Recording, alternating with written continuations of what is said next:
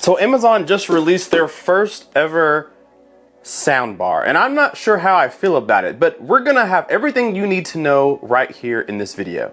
So not long ago, we have just revealed the Fire TV soundbar from Amazon, and that name alone is very misleading. It's not a Fire TV soundbar necessarily, because you may think that, oh great, I buy a soundbar and it has a built-in Fire TV. No, it does not. You do not get any Fire TV-like capabilities with this. You don't even get built-in Alexa or anything like that either, which mine just went off. So what is the soundbar all about? What is the purpose of it? I'm gonna flip it around because it does have just a little bit of information on the backside. So it says bold sound, easy setup. What's included is the soundbar itself. You get an HDMI cable and power cord, as well as a wall mounting kit, remote, and 2 AAA batteries.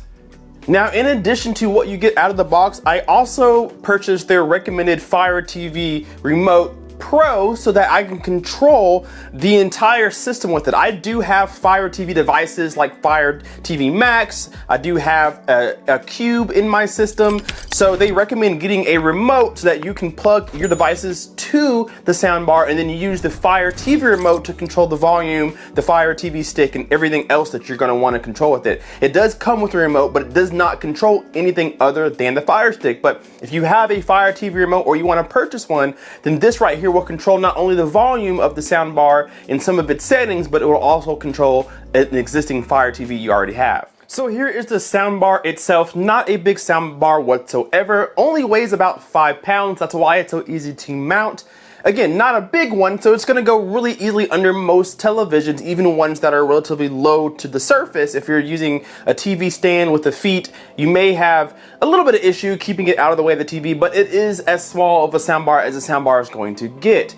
Now, you do have that provided remote to the left there. Of course, you can turn on and off the soundbar with this remote, change to Bluetooth, pause, play. You can seek left or right, back, forward. There is an EQ button as well that we'll play with, a dedicated bass button, a mute, volume up and down, and there's 2 other buttons here that I think we can use to kind of change sources and other things like that. It does say Fire TV on the remote itself, so we'll have to see if that has any other capabilities other than what we know of. So this soundbar is pretty basic actually. It's a 2-channel soundbar, but it says it has DTS Virtual X, meaning it's going to try to give you a surround sound virtually. There's no dedicated speakers for the surround sound, but it has virtual technology to give you a wider presence than what it really is. So we'll see if that works. And then you may notice there is no subwoofer with this soundbar. So all of the bass is going to be coming from this little soundbar. Now, I'm actually optimistic. If you've had any other Amazon devices like Amazon Echoes,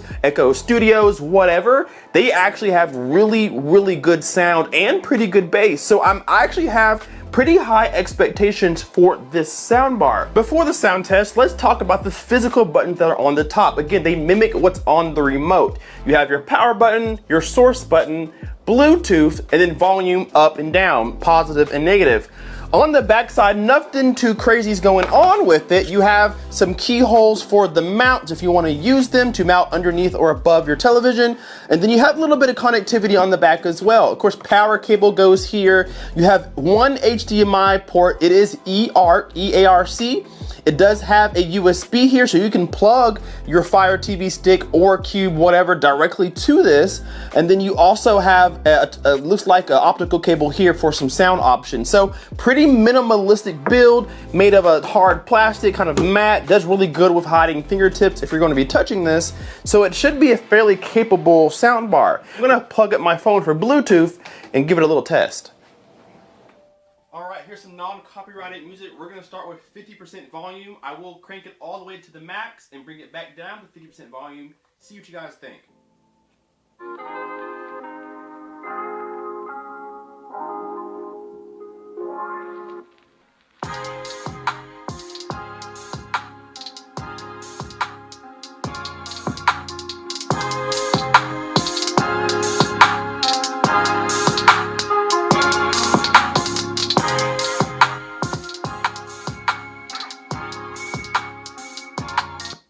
Dialogue.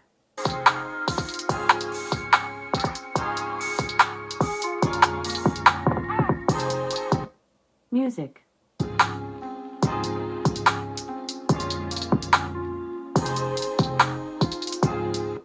Movie.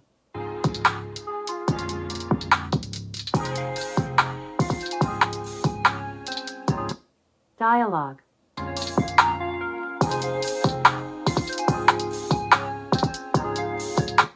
Music.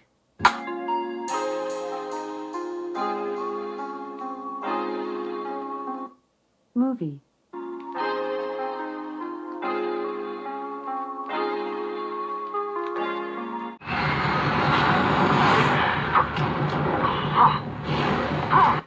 Dialogue.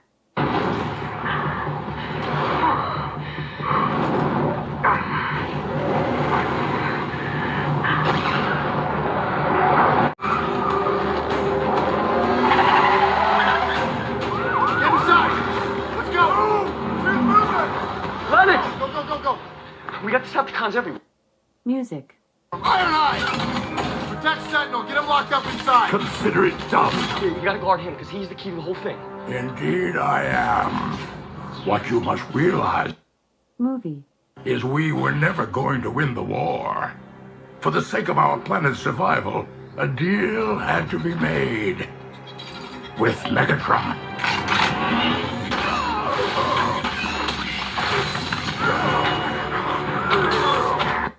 Dialogue. I hereby discharge you from duty.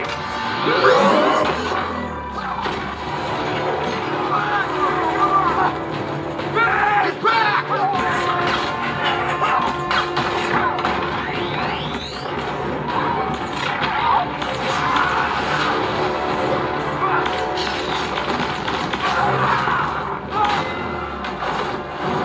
Rally all nest forces back to the base! Come on! Come on! Alright guys, that gave you a music test and a movie test, and I was going through the EQ button on the remote to change from dialogue, music, and movies. That's your 3 EQs to choose from, and then you have a bass button that kind of amplifies a little bit of the lower end. You can lower it, set it to maybe middle, and then it has a high setting. So 3 different settings for bass.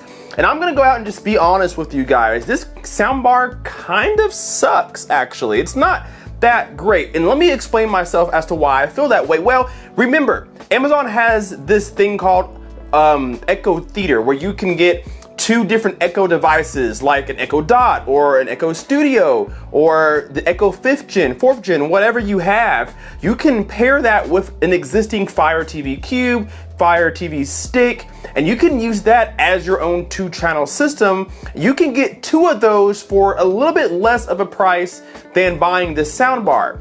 And that's the route that I would take. This soundbar sounds worse than their 4th gen Echoes or even their 3rd gen Echoes. It sounds way worse than their Echo Studios. And you can pair subs with those. You can't pair a sub with this soundbar. So because of that, you can get Echo devices and it sounds much better. Although the soundbar does get a lot louder. It gets very loud. Now, of course, naturally, as you turn the volume up, the bass stops increasing, so it becomes pretty anemic at high volumes, but it does get very loud nonetheless. If you want to use this as a dedicated Bluetooth speaker or you want to fill a large room, it will probably do that pretty easily. But as far as sound quality goes, the Echo devices that you can get nowadays that are probably less than this combined, they sound way better than this soundbar does, especially in the bass department.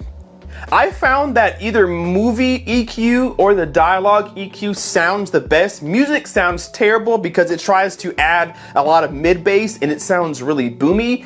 Dialogue really takes that away, and then movie kind of finds a middle ground. Even when you turn the bass all the way down on music, it still sounds kind of bad. So I found dialogue or movie mode to sound the best overall, but it doesn't really affect the dialogue. Dialogue is actually really good no matter what EQ you use, but it does not sound good for music in any mode at all. Music just didn't sound well on anything, but sounded best in dialogue. Watching a movie sounded a lot better on the soundbar, and I highly recommend watching a movie in movie mode or dialogue mode. Kind of refrain from using the music mode altogether. Now check this out. I really had an issue with getting this remote to work, and I found that Amazon gave me dead batteries to begin with. They are wrapped up in the package. I put them in my remote and they were dead. I switched batteries, the remote worked just fine. So that doesn't matter, it's a small thing, but I did get dead batteries inside of my remote. It is what it is. I had some extras and I swapped them out, but I did want to leave that note there.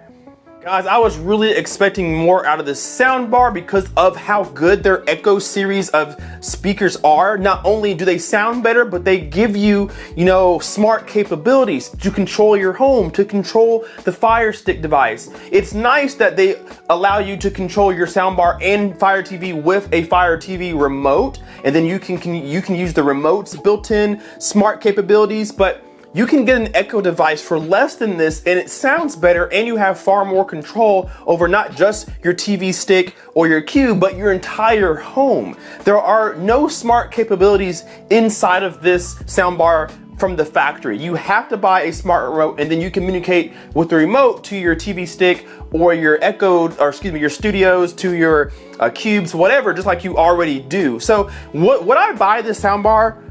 No, not if you already have at least 2 Echo devices. If you don't, I would still probably not buy this soundbar, and I would go out and get an Echo 4th gen or something like that, pair it up with a subwoofer, and use the Alexa home theater that you can use. That sounds so much better.